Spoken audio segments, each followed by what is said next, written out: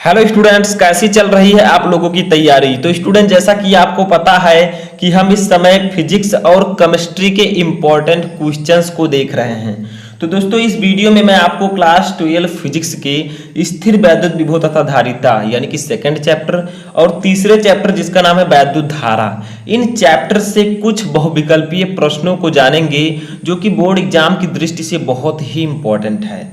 जैसा कि मैंने आपको इससे पहले वैद्युत आवेश तथा क्षेत्र, ठोस अवस्था, इन सभी प्रकार के जो है बहुविकल्पीय प्रश्नों को बताया। तो ये जो हमारी सीरीज चल रही है इसमें हम आ चुके हैं अपने सेकंड और थर्ड चैप्टर पर। तो वीडियो को लास्ट तक देखते रहें, वीडियो बहुत ही ज़्यादा इंटरेस्टिंग है और आप लोगों के लिए बहुत ही ज़्यादा यूजफुल है। आगे आपको पढ़ना ही पड़ेगा, इसीलिए यहीं पर अपने टॉपिक एंड डाउट क्लियर कर दीजिए। तो चलिए वीडियो को स्टार्ट करते हैं। फर्स्ट क्वेश्चन आपका आता है कि वैद्युत विभव का मात्रक है, यानी कि वैद्युत विभव जो V होता है इसका मात्रक क्या होता है। कुछ बच्चे कहेंगे मैं इसे ऑलरेडी पढ़ चुका हूँ, बट कुछ क्वेश्चंस ऐसे हैं जिन्हें आप लोग नहीं पढ़े, उनको देखिए step by step.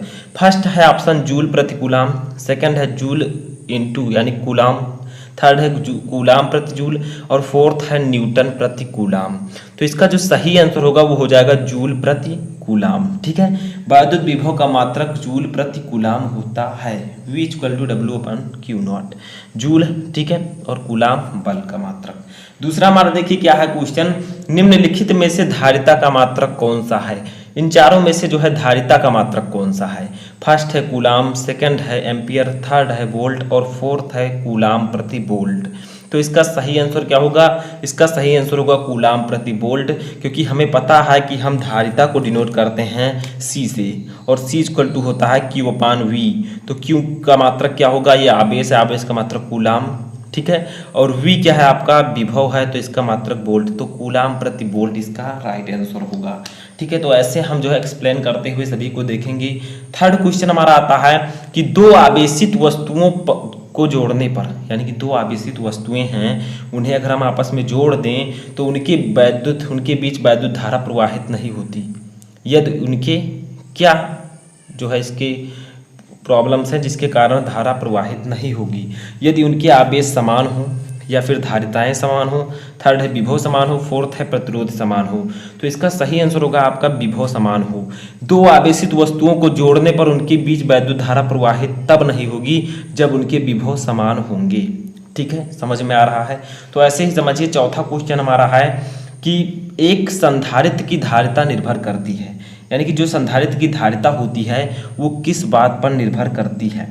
First option है प्लेटों की आकृति पर, सेकंड है प्लेटों के आकार पर, थर्ड है प्लेटों के आवेश पर, फोर्थ है प्लेटों के बीच अंतराल पर। तो इसका जो सही आंसर वो हो जाएगा प्लेटों के आवेश पर, यानी कि संधारित्र की धारिता जो है वो प्लेटों के आवेश पर निर्भर नहीं करती। ठीक है, बाकी सभी पर निर्भर करती है। ठीक है, इसके बाद में हमारा पांचवा क्वेश्चन आता है कि E इक्वल टू 0, यानी कि विद्युत क्षेत्र की तीव्रता अगर 0 हो तो उस प्रकार के विद्युत क्षेत्र में विभव V का दूरी R के साथ क्या परिवर्तन होगा।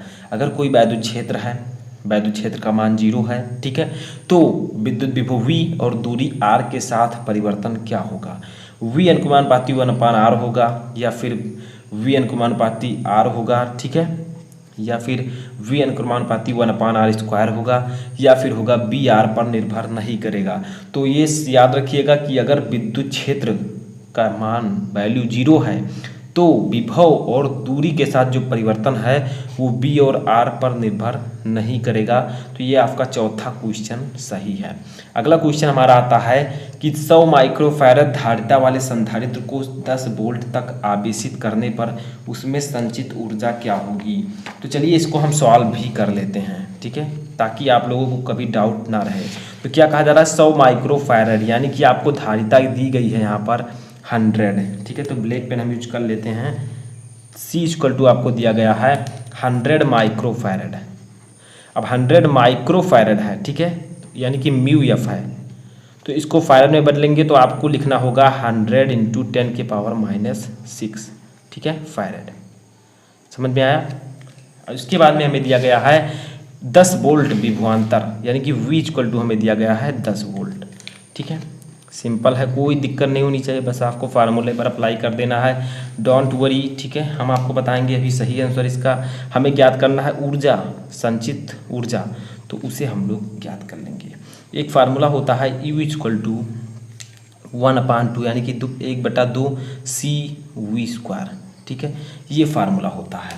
देखिए अब यहाँ पर U = आपका हो जाएगा 1/2 इंटू C की वैल्यू है 100, यानी कि जो C है आपका धारिता उसकी वैल्यू 100 इंटू 10⁻⁻6 इंटू V² है, यानी कि कितना है 10 × 10। ठीक है, अब हम जानते हैं कि U = आपका क्या आ जाएगा। यहाँ पर स्टेप बाय स्टेप सॉल्व कर रहा हूँ, कोई दिक्कत नहीं होनी चाहिए। 1/2 आपका ऐसे ही रहेगा। ठीक है, या फिर आप एक काम और कर सकते हैं, 2 से इसको कट कर सकते हैं। ठीक है, इसको।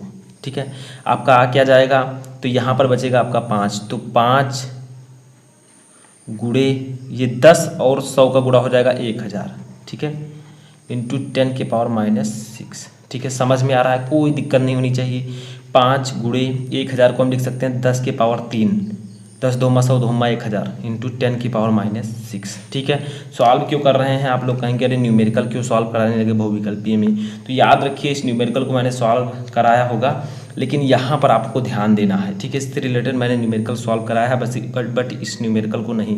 देखिए 5 गुणे 10⁻3 है और -6 है, तो 10⁻3 में से जब 6 जाएगा तो आपका 3 बचेगा लेकिन माइनस में, तो 5 गुणे 10⁻⁻3 जूल। ठीक है, देखिए कोई ऑप्शन है आपके इसमें, देखिए कोई ऑप्शन है, यस आपका ऑप्शन नंबर ये 3 जो फर्स्ट जो है राइट है। 5 × 10⁻3 यानी कि 5 गुणे 10⁻³ जूल इसका सही आंसर होगा। आपको ध्यान क्या रखना है, इस फार्मूले को याद रखना है। This formula is very important for you for numerical. ठीक है, यहाँ पर आपको ये आंसर प्राप्त हो जाएगा। इस प्रकार के न्यूमेरिकल आएंगे आप लगा देंगे, मेरी आशा है। बताइएगा समझ में आया या नहीं। चलिए अगला क्वेश्चन देखते हैं। तो स्टूडेंट देखिए हमारा 7वां क्वेश्चन आता है कि वैद्युत धारा घनत्व J तथा अपवाह वेग VD में क्या संबंध है। फर्स्ट है J = NE/VD, सेकंड है J = NE/VD, थर्ड है VDE/N और फोर्थ है NE/VD का होल स्क्वायर। पहले ये समझ लीजिए क्या क्या दिया गया है। J है आपका धारा घनत्व, N है आपका इलेक्ट्रॉनों की संख्या, E है आपका इलेक्ट्रॉन पर आवेश, VD है अपवाह वेग। ठीक है, तो जो ये फर्स्ट ऑप्शन है सही होगा। वैद्युत धारा J और अपवाह वेग VD में संबंध जो है वो J = NE/VD होगा। ठीक है, अगला क्वेश्चन हमारा 8वां है कि किसी तार का वैद्युत प्रतिरोध 500 ओम है, इसकी वैद्युत चालकता क्या होगी। यानी कि कोई तार है जिसका वैद्युत प्रतिरोध 500 ओम है, इसकी वैद्युत चालकता क्या होगी। फर्स्ट ऑप्शन है 500 ओम इनवर्स, सेकेंड है 50 ओम इनवर्स, थर्ड है 0.02 ओम इनवर्स और फोर्थ है 0.002 ओम इनवर्स। तो 8वें का जो सही आंसर होगा वो आपका हो जाएगा 0.002 ओम इनवर्स। लगाकर मैं आपको बता सकता हूँ बट बहुत ज़्यादा बड़ा वीडियो हो जाएगा। इससे पहले मैंने इस प्रकार के न्यूमेरिकल लगा दिए हैं, तो आप लोग फिजिक्स न्यूमेरिकल प्लेलिस्ट में जाकर देख सकते हैं। ठीक है, कोई भी दिक्कत नहीं होगी। 9वां क्वेश्चन है एक बेलनाकार चालक की प्रतिरोधकता एवं विशिष्ट चालकता का गुणनफल निर्भर करता है, किस पर निर्भर करता है। फर्स्ट तापक्रम पर, सेकंड है पदार्थ पर, थर्ड है अनुप्रस्थ क्षेत्रफल पर और फोर्थ है इनमें से कोई नहीं। तो एक बेलनाकार चालक की प्रतिरोधकता एवं विशिष्ट चालकता का गुणनफल जो है किस पर निर्भर करता है, तो ये आपका निर्भर करता है तापक्रम पर, टेम्परेचर पर। 10वां क्वेश्चन हमारा है कि 100 वाट 220 वोल्ट का बल्ब 110 वोल्ट की सप्लाई से जुड़ा है, बल्ब में व्यय होने वाली शक्ति क्या होगी, P यानी कि पावर क्या होगी।